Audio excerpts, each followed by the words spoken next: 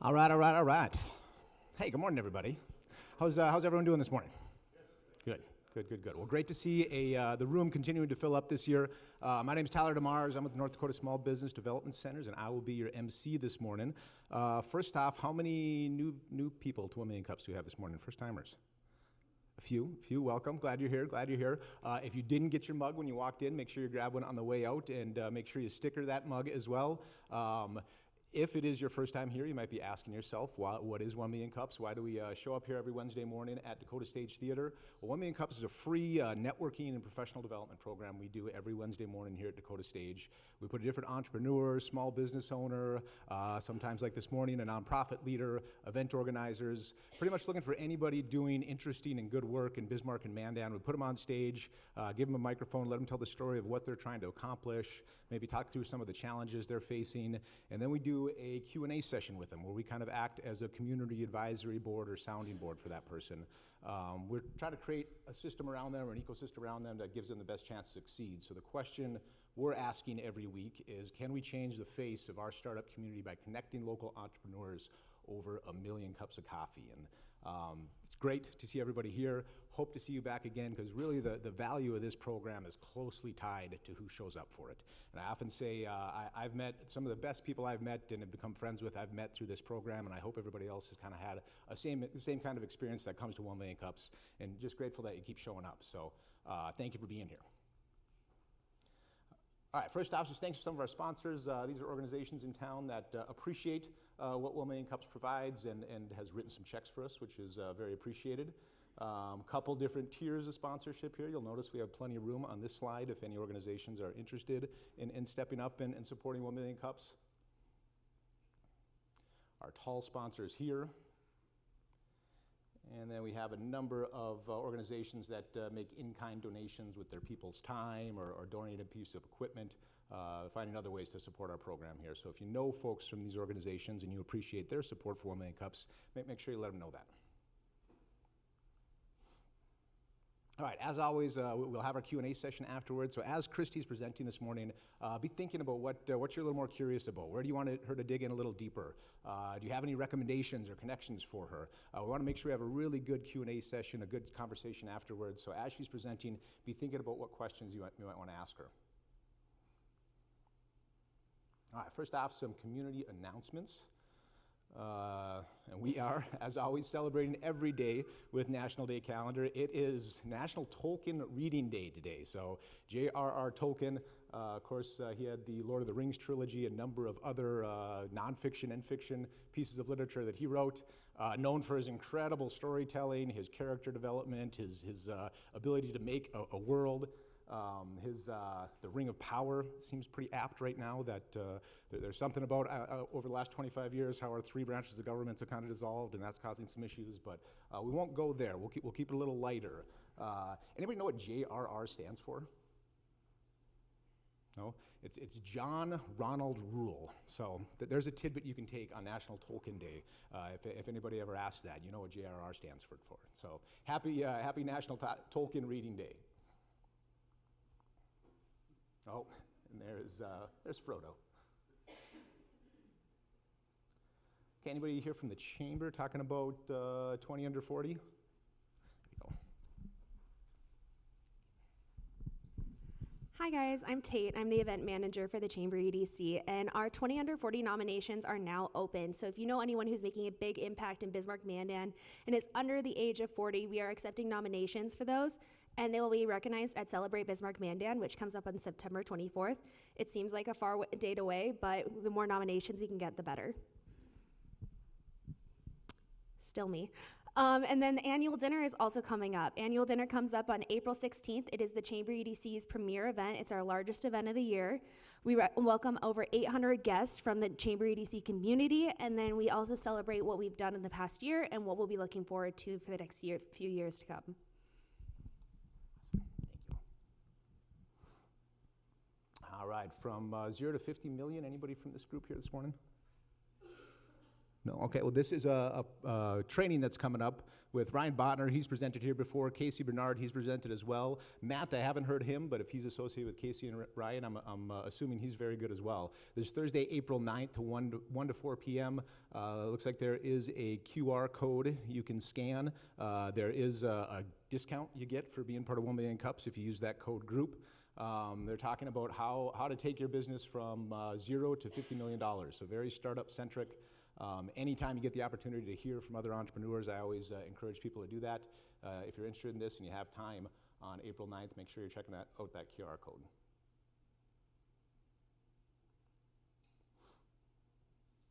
All right, spring open house from Sapphire Gallery.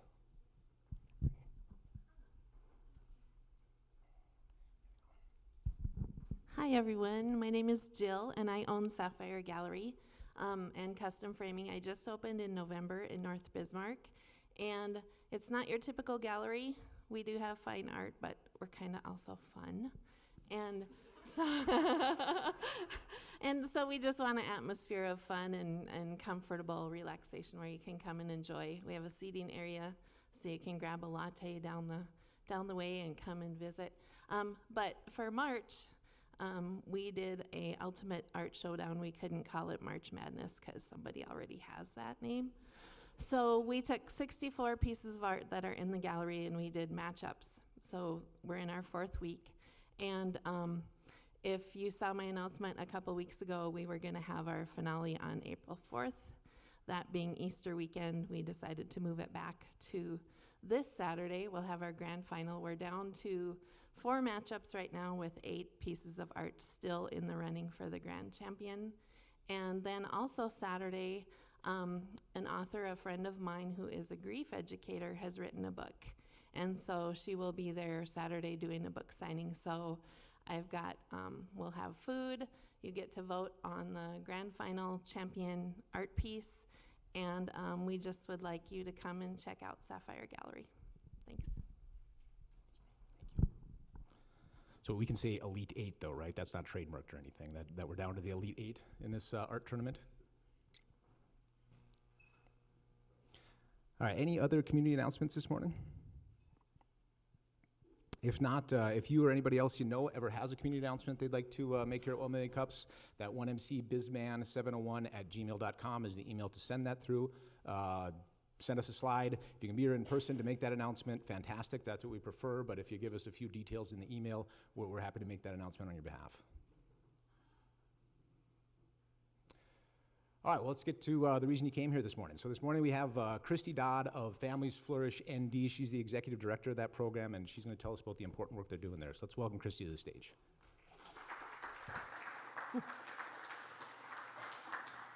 Thank you. I want to start out by seeing who has actually ever heard of us. Well, that's a good number. That is impressive, because usually I get, no, we've never heard of you. So Families Flourish ND is a nonprofit. We have been around since 1978. So we're on year 48 of what we do.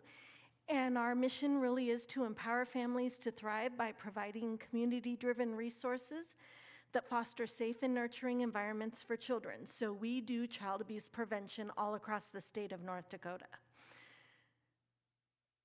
Like I said, we started in 1978. We were known as Parents Anonymous, and then we became Prevent Child Abuse North Dakota. And then in August of 2024, we rebranded to be Families Flourish ND.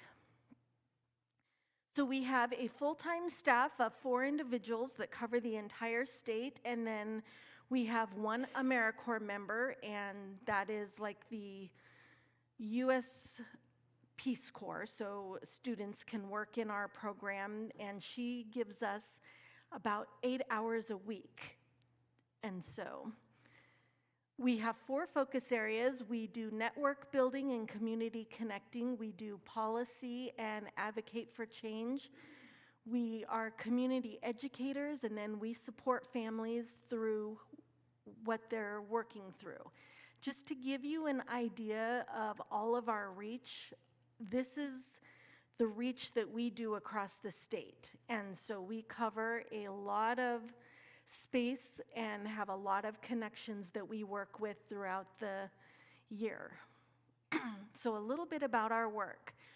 We do a lot of programs that really look at prevention. So one of the things it's hard to quantify is the fact that it's hard to say how much impact we've made, because we make an impact and then something doesn't happen. So it's a little harder to quantify, but one of our programs we have is the period of purple crying. So when a baby, we partner with hospitals to talk to families about when a baby is born. After about 2 months, they normally ramp up their crying, and that is normal. And it feels like when you're waking up at 2 in the morning and your kid is screaming that it's nonstop, but we educate about the importance of never shaking your baby and knowing that really their crying doesn't last for what feels like 8 hours. It is only a few minutes. One of our other programs is the Maternal, Infant, and Early Childhood Home Visiting Program. We are the federal grantee for the state of North Dakota. We partner with Turtle Mountain, Standing Rock, and then Western Plains to do home visiting across the state. In the last year, we worked with 196 high-risk families and children. And out of that, just to give you an idea, these individuals are very high risk. So they have someone who goes in and visits with them, talks about baby wellness, talks about smoking cessation, violence prevention within the home, sobriety, and then natural, development of children and bonding. And out of those 196 really high-risk cases, there were 19 reports of abuse. Just to give you an idea, that is a huge number that prevention really made a huge difference in. So this is one of our prevention programs that are working directly with families. We do a Handle with Care program. That is a partnership in schools. So a fun little fact is, here in North Dakota, when that program started, Mandan School District and the police department were the first pilots of this program. And what it is a partnership between law enforcement and schools. So if law enforcement has contact with a child, not because they're in trouble with the law themselves, but because something is going on, then they can call the school and if in that partnership and let them know, Christy Dodd, Handle with Care, 2nd grade. That's all they ever tell the school, but that triggers teachers who have gone through traumatic care training to know that this is an important, something traumatic happened to Christy last night. We need to be more aware. So if she doesn't have her homework, rather than sending her to detention, we know something happened. If she's tired in class, maybe we send her to the nurse's office. And this really does help kids work through the trauma that they've experienced and actually be able to move forward. We also do child sexual abuse prevention across the state. So just to give you an idea with that, we are getting ready to start a pilot project in McKenzie County, so up in Watford City, to do child sexual abuse prevention. We were the North Dakota Child Sexual Abuse Prevention Task Force that really helps educate the communities, talk about, become more familiar with sexual abuse prevention, and we then offer a ton of training that we do. And another fun fact is, actually since January 1st of this year, we have trained over 1,000 adults, caregivers, and professionals around everything from child sexual abuse prevention to digital guardianship, watching your kids on the internet and making sure that they're not getting involved in some things. We also have a program called the ACJ, which is a partnership between about 35 professionals across the state that meet on a quarterly basis to talk about how can we make the system better? How can we do better for kids and families who are involved in the system? We work with authentic voices or people with lived experience to help them talk about their voice and share their voice in their advocacy and their skills and to work through and find some healing. We are the mandated reporter training, so we house all of that. For all teachers, daycare providers, medical professionals have access to this free training. Last year, 16,000 people across North Dakota took the mandated reporter training. And there's a little more. You think we do enough when we have only 4 staff that covers all this. But we also do Child Abuse Prevention Month, which is the main reason I asked to come on today. Is April is actually Child Abuse Prevention Month. So across the nation, it is bringing awareness that prevention is possible and that it's the little things in our lives that we can do that really help make a difference. So I remember the one when I was a new mom, I had a 2-year-old. And you know, the only time you can go to the grocery store is generally when it's their nap time or they're hungry and they're having a meltdown and you're in the store and you are mortified because they don't usually behave this way, but of course in the store. And I had another older mom come up to me and say, you know what, I remember these days. It gets better and you are doing a great job.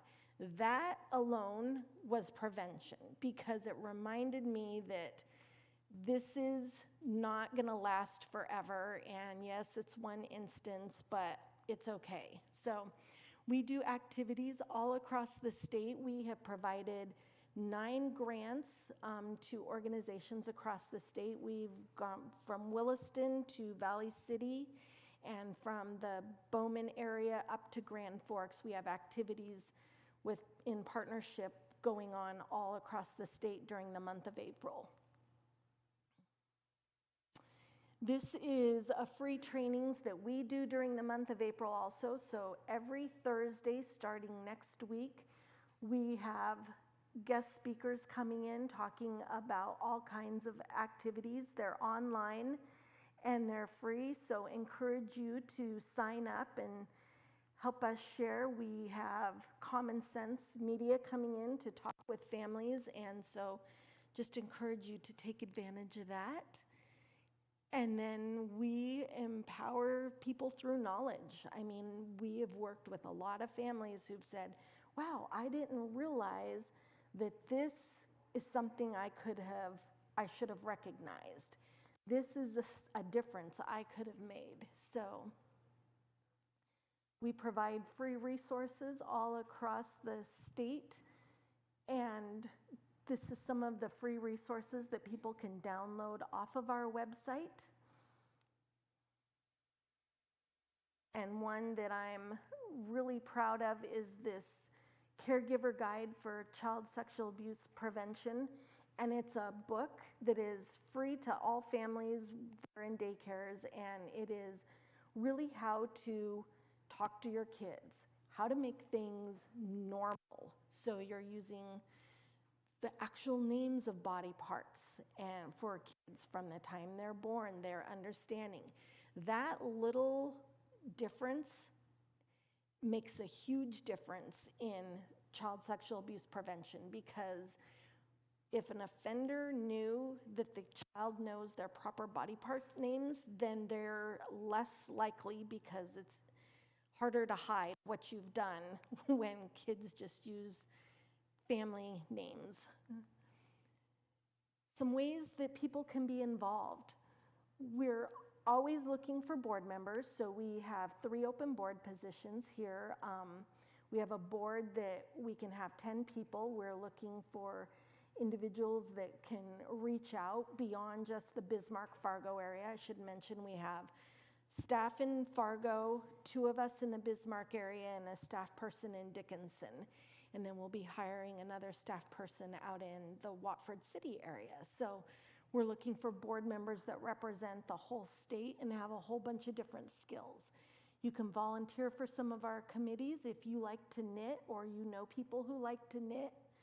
Then we do, with the Period of Purple Crying, we give out to families purple infant hats. So that's another way to get involved. Or if you have a lot of purple yarn sitting around you don't know what to do with, we will take it and get it to the knitting clubs that do it.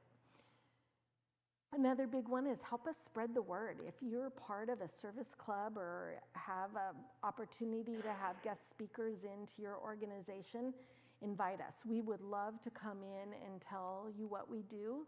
Sign up for our newsletter, Wear Blue, on April 10th. So April 10th is National Wear Blue Day, which is the day that really recognizes child abuse prevention efforts. So wear blue. Ask your friends and family to wear blue, snap a picture and send it to our Facebook page to just bring awareness about child abuse. And then at the end of April is the National Child Abuse Prevention Day of Giving, and that QR code takes you right to the giving site. Ways to stay connected: you can follow us on Facebook and our website or on Instagram. And I went quick, Tyler. You can go ahead and have a seat. All right, Ross is here. He is on the mic mug. So if you have a question for Christy, please put your hand in the air, raise your hand, and he'll get that mug to you. First, just thank you, Christy. The amount of programming that your organization does with 4.5 staff people is really remarkable. And you mentioned that it's hard to quantify what you do because your best result is that something doesn't happen, Yes. right? And so I'm curious, with all that programming, or if you want to speak to a program specifically, but what do you track, or what does success look like for you and your staff, for your funders? Like, how does your tracking work, your metric tracking? So some of our tracking with our McV program is through the number of home visits. We have the partnerships that we do with the 3 organizations, and they track those home visits. They track if families are thinking about quitting smoking, if they're making sure their kids are getting to the developmental appointments and getting their vaccines, or meeting milestones. And then we track how many of those families had cases reported of abuse. So that is one way we track prevention with a specific number. We also track how many people have been through our trainings, how many community members are learning more, and then we do a lot of policy work during the legislative session. So this last year we focused on, we actually got an interim committee that is studying changing the language around child sexual abuse and bringing it to a more modern. We worked on a lot of AI bills so that it is illegal to create child porn from using AI and pictures, and so we also track that way. It's a part of AI I've never thought about before, but I'm sure people are using it that way. Yeah, that looks like, oh, not yet. Okay, how about your background in getting into this, Christy? Can you tell us a little bit about you and your story and how you got into this work? Sure. So my background is I have a degree in public health, and I started working at a domestic violence shelter when I was in college. I went to college in Ellendale at the Bible College, and actually my first internship was at the Kadish House doing on-call domestic violence work there. And then I moved to Colorado and ran a child advocacy center there for a long time. So I've done nonprofit work for a long time. I also have my amazing son who is here with me. And 19 years ago, he was one of the first safe haven babies in Colorado. He was left at a fire station when he was about an hour old, and I was a foster parent and adopted him. So it runs through my blood. Very so, yeah. Looks like we had a question over here. Yeah, hi Christy, it's Jessica Shaw. So you and I had met when I briefly worked at Dakota Children's Advocacy Center, and I know like when I was working there and then conversations I've had in the community since, sometimes there's confusion about the work you do, and then there's Dakota Children's Advocacy, and then there's Children's Advocacy Centers of North Dakota. Can you talk a little bit about like some collaborative efforts that happen in the state? Yes, we do a lot of collaboration. So just to kind of clarify, the difference between child advocacy centers and what we do is we're very much on the front end of prevention where they are on the intervention. So they deal with after a report has been made in that investigation piece for families. And then they provide support and healing services for the families after. So we partner with the child advocacy centers. One of them in here, the Dakota one here, is doing the family event that happens at the library every year. We, as part of our grants, help fund that. We also do partnerships across the state with the North Dakota Hopes Project, which some of you are aware of, which is a collaborative between domestic violence, human trafficking, child abuse, and tribal communities to really bring awareness about what it looks like in North Dakota. So we've been partnering with that. Hi, Christy. Thanks for sharing today. One of the terms you mentioned was digital guardianship, and that one just really stuck out to me, and I wanted to ask a few more questions about that. What kind of resources do you guys provide to help teach parents about digital guardianship? And is there like a class or something that parents can take so they can learn more as like technology keeps advancing and getting a little more hard to use here?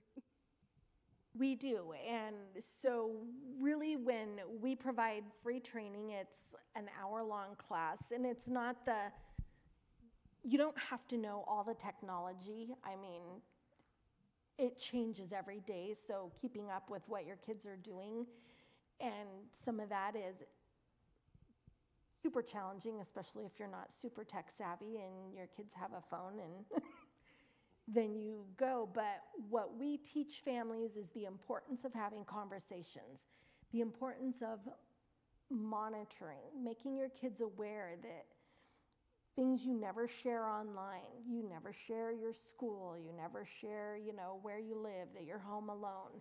But you also have limits around their time. You take phones away at night so that there's a sleep area where there are no phones. You monitor how often they spend online. I used to love, in Colorado, I could just turn the internet off before my son had Wi-Fi on his phone.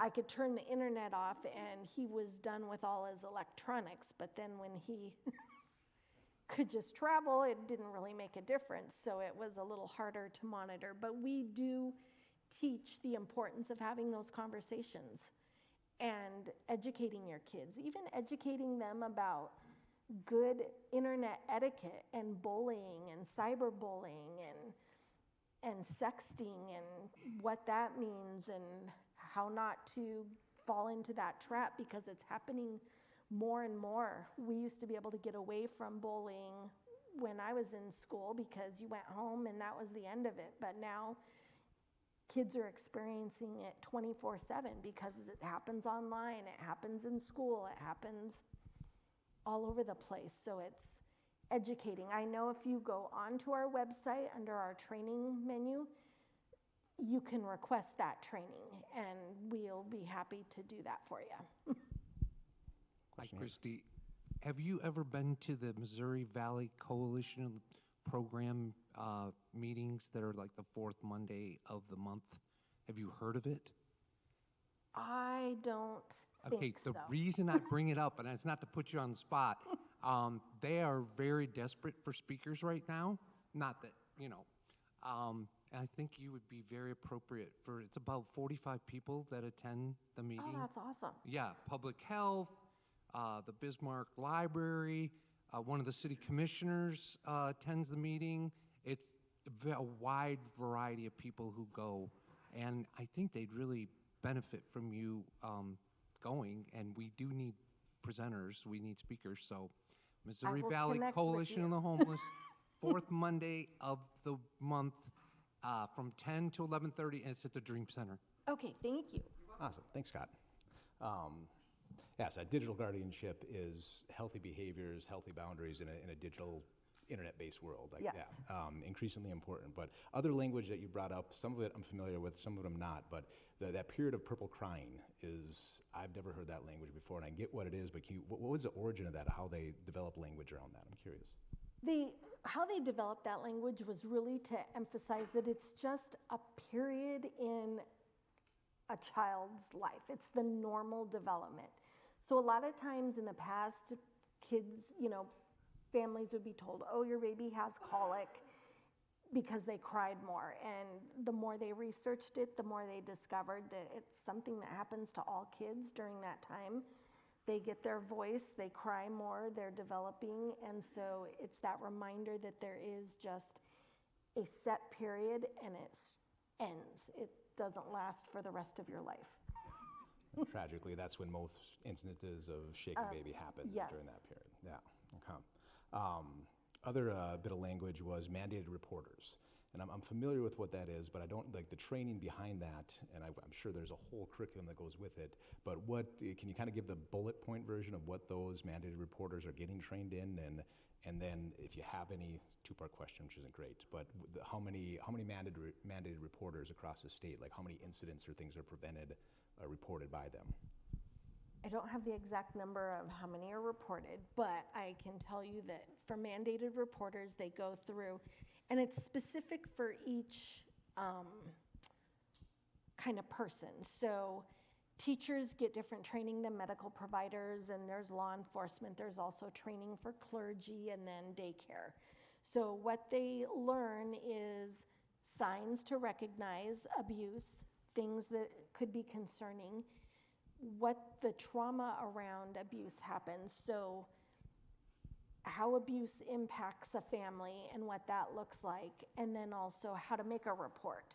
So we hear a lot, nobody wants to make a report because everybody's like, well, I don't want to call something in that's nothing. We would rather you call something in and talk to the hotline and make a report and let them decide it's nothing than not call and have it be something. And it's also an education around what is abuse versus poverty. So, it's thinking through, this kid never wears a coat to school. Is that abuse or is that a poverty issue? Or in my son's case, maybe it was he has 50 coats at home and he just would never wear a coat to school no matter what the temperature was.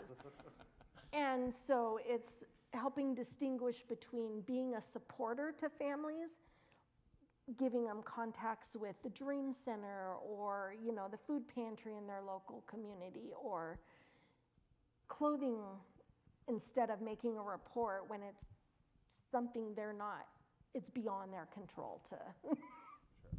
And as a mandated reporter, is there, what's for an instance of abuse that doesn't get reported, what's the accountability for a mandated reporter? Because I've never heard that before. Is it? That I don't honestly know. I'll just say I have no idea. And that's okay. I'm curious. But another question over here. Hey, Christy, thanks so much for your work. I know it's critical in North Dakota, and it's a very heavy topic this morning, so I'm just going to add that it's Elton John's birthday today. Just little levity, little humor. All right, now we're back. I wanted that quick pause. Okay.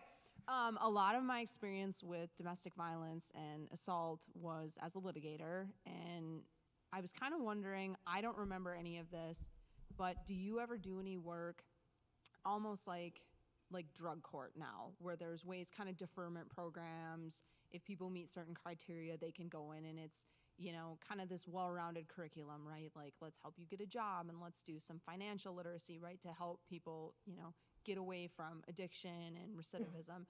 Is there anything like that after like a domestic violence protection order, or do you have any kind of partnerships with maybe the court and social services to do kind of this, I'm going to call it deferment, where people can, maybe get some better education if they're qualified? And is there anything like that in the works with the district court?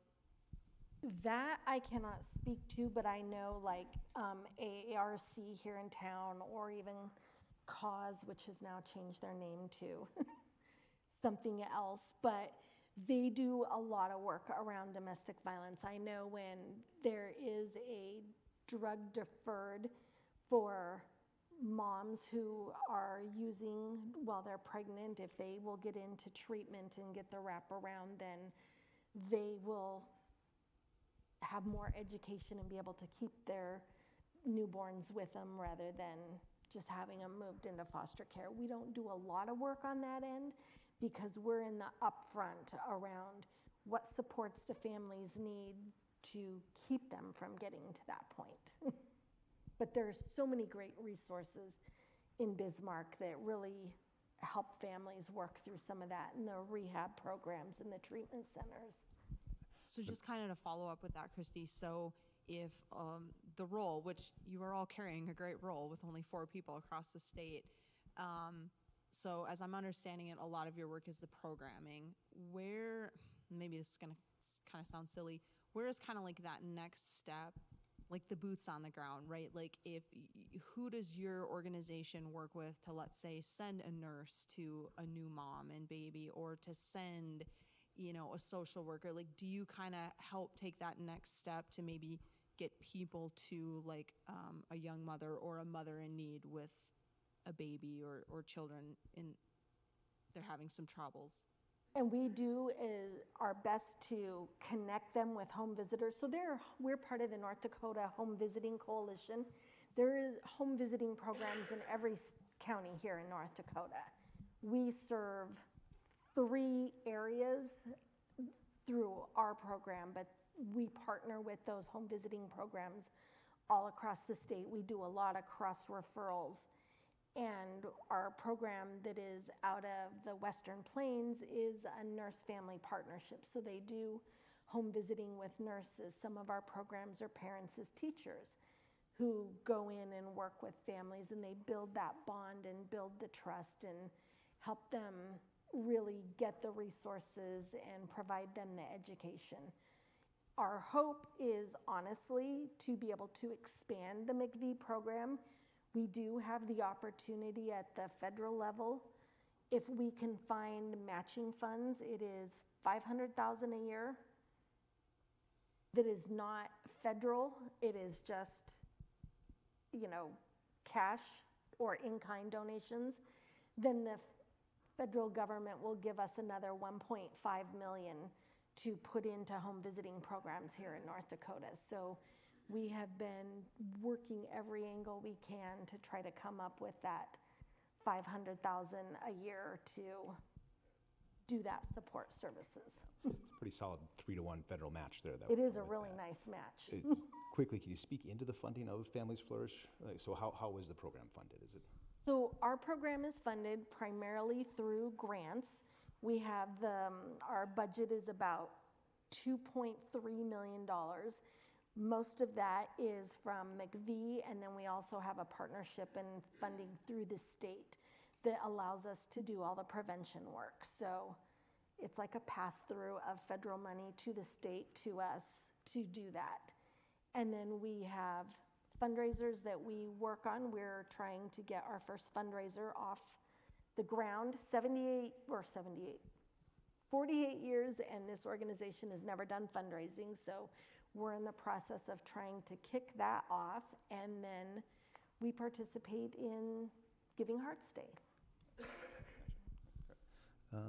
Question back there. Yeah, I was going to ask about the funding, like just how can we help with that? And like staffing, are you guys hiring because of all the stuff you do? Is that even an option because of funding?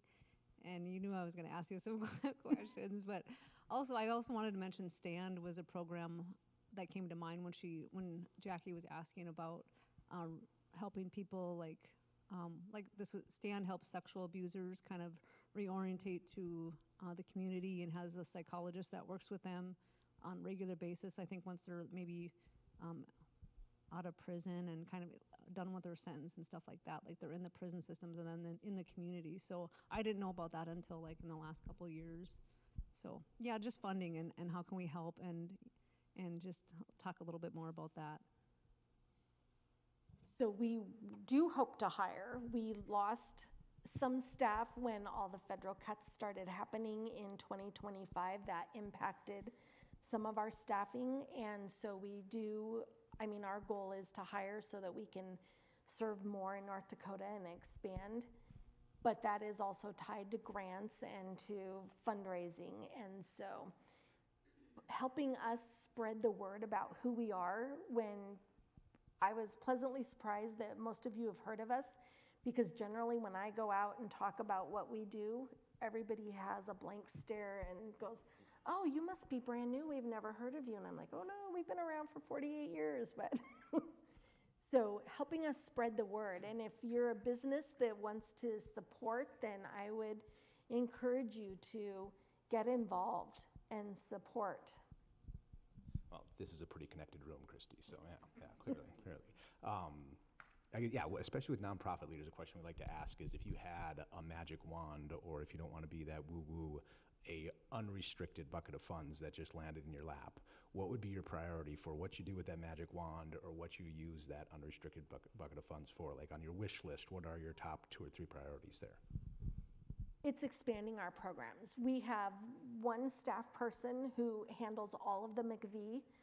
If I had unlimited funds, I would put that 500,000 of that into expanding McV and getting the matches for the programs, but I would also put money into training for the staff, because we have the one staff person who handles all of our training and coordinates as the intervention or prevention coordinator probably 90% of the programs that are up here. So she trains all across the state and oversees and coordinates all these programs. So I would put more people in, and I would love to have staff in all 4 corners of the state so that they have the resources and the connections they need for the work. Yeah, if I'm understanding, you have a lot of training programs, you have a lot of family-facing programs too, but really you're creating a coalition that kind of has a collective safety net so families and kiddos aren't falling through the cracks. Is that, Yes. would that be the focus of what you're doing? That is perfect. Okay, good. Thank you. I thought so too. Sorry. The very important work, emotionally taxing, heavy work, like the culture of Family Flourish internally. How do you guys support each other and kind of practice good self-care through what is really emotionally heavy work at times? Can you speak into that at all? One of the things we really encourage is that work-life balance. Now, it's super hard because April is our busiest month, so that kind of all goes out the door during that month, but we encourage staff to really look at what they're doing and to take that time. Don't just, work a 12-hour day, but flex your time out. Take off a Friday. One of the amazing things that our board has recognized is they said, this is emotionally taxing, so they have been very generous in how they give us time for a personal life. So we work 36 hours a week is our normal work week. We take off on Fridays at noon. And then in the summer, we actually are closed on Fridays. So we try to take as much advantage of the sun and the nice weather in North Dakota. And then we take breaks when we can. So we're closed that week between Christmas and New Year's to regroup before we hit the ground running in January to get ready for April. So, and we encourage staff to do that. We encourage staff to feed into what fills their buckets. And you got to put some boundaries around the work or you just can burn yourself out if you don't have some of that. Yes, and having been someone who did that in my early nonprofit career, I totally burnt myself out by running the Child Advocacy Center, being a foster mom, and thinking I could do it all and still maintain a 70-hour work week with a newborn at my house. That was so unrealistic, and I did a huge nosedive burnout and took a whole year off of any nonprofit work. Yeah. All right, I guess on a little lighter side, do you have a favorite success story, whether that be with a family or a professional that you've trained, or with one of your staff members? What's a favorite success story of Families Flourish with your experience? I think I always love to hear the stories about how families are not involved in the system. So, we have 100 plus success stories through McVie, but one of the ones is when we're talking to families and educating them about prevention, and you can see the light come on and them go, oh, I'm going to start doing this and making that change. That's when you know you're making an impact. As long as you're giving them a structure or someplace for their parenting to land a little bit. Or we work with some kinds daycares and we talk to them about the importance of guardrails and policies within their organization about child safety. And so having them make those changes, then it impacts an entire group of kids and not just. There's more ripple effects with that. Yeah. Yeah. And when did you start with Families Flourish? Sorry if you said that and I missed it, but.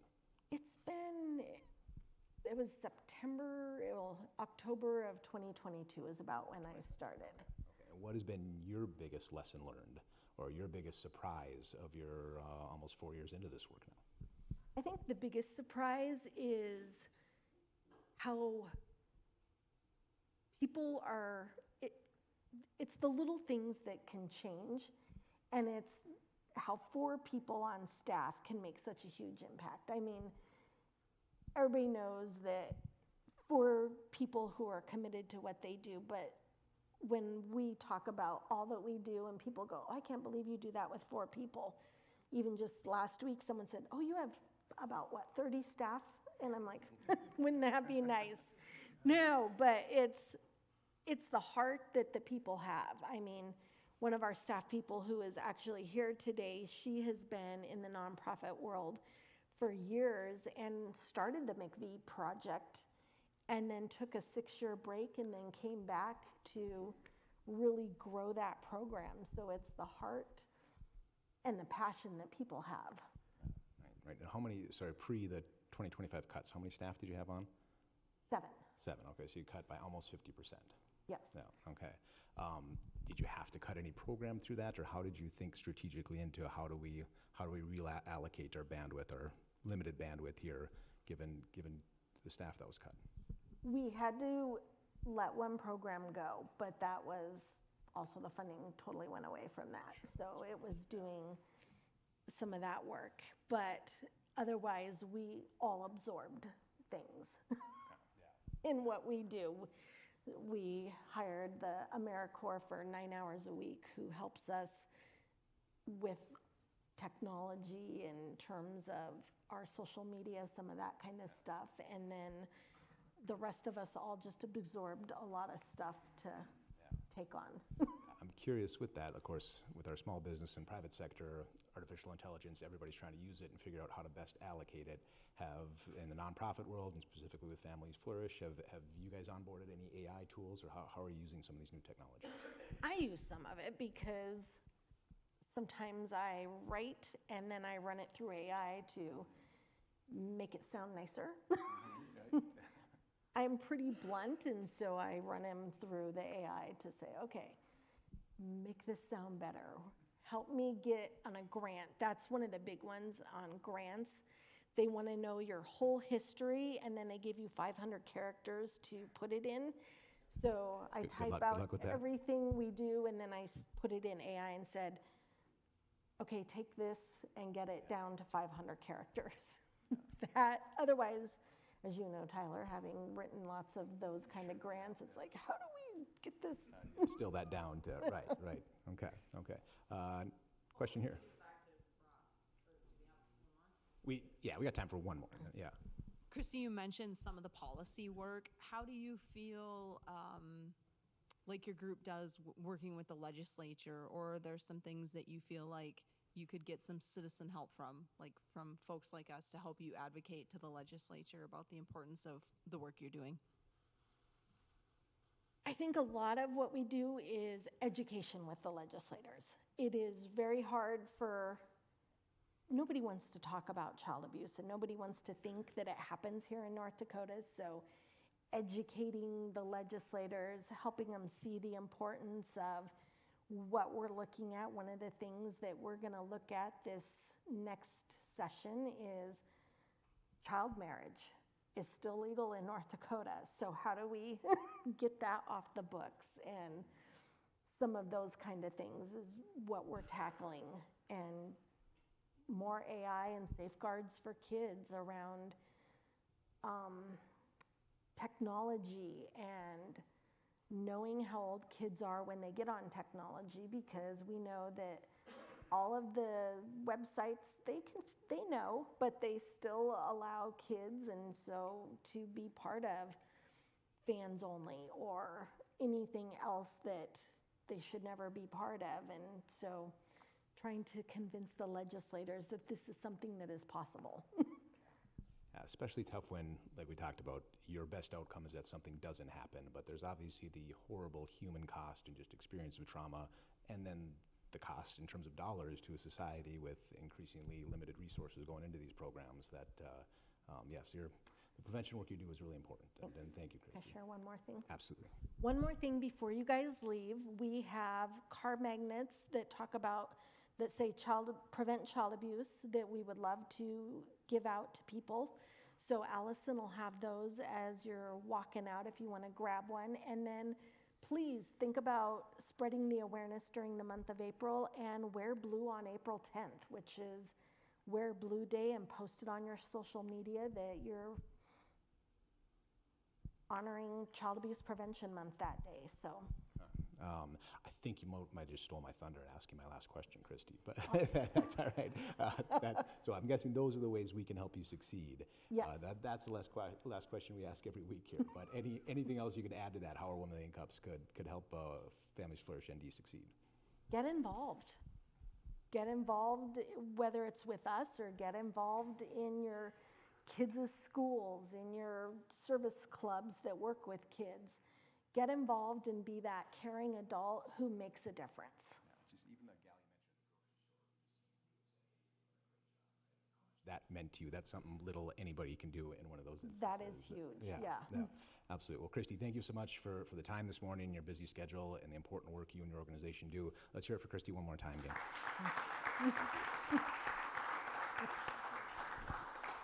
All right, well, coming up at 1 Million Cups next week, we have Olive Dexter Eyewear talking about their buying glasses online. They've created, locally here, they've created an e-commerce platform for getting glasses and eyewear. Birthday Beacon is giving an update. They presented, I think it was 2 years ago. They're giving an update on that program. And then SBA will be here talking about National Small Business Week that's coming up in April here. They'll be talking about all the different programs that the SBA has available to small businesses and entrepreneurs. So with that, here are the different spaces. You can stay up to date with what we have going on at 1 Million Cups. If you're interested in presenting, we are already booked through August this year, so the calendar is filling up quickly. That email, 1mcbizman701@gmail.com, is where to send those inquiries. And I think that is all we have for you this week. So thank you so much for coming. Let's make it a great rest of the week.